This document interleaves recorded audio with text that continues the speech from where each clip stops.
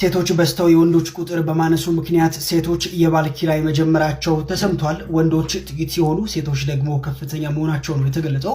የትዳር አጋር መፈለግ ያለባቸው ሴቶች እንኳን ባል ማግኘት እስከማይችሉ ድረስ የቁጥር ልዩነት መፈጠሩ ነው የተሰማው። በዚህ ሁኔታ ውስጥ ታዲያ ብዙዎች ባል እየተከራዩ እንደሚገኙም ነው የተገለጸው።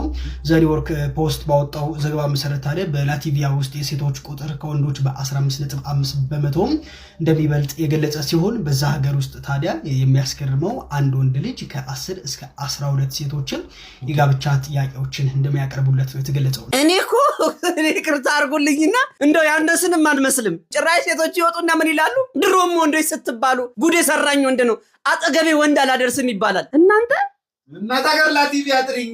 እኔ ሲጀምር ትብት የተቀበረው ላቲቪያ ነው። አንተ አስፈጭተህ ነው የበተንከው። አንተ ስራቲ ነው መብቴ ነው የፈለኩበት አይሰጡኝም እንጂ እንትኑን ላቲቪያ ታውቃታለህ? የሚገርም የድርቆሽ ሀገር ነው። የሚገርም እንደ ጠራራ ፀሐይ ነው አሉ ሳይሆን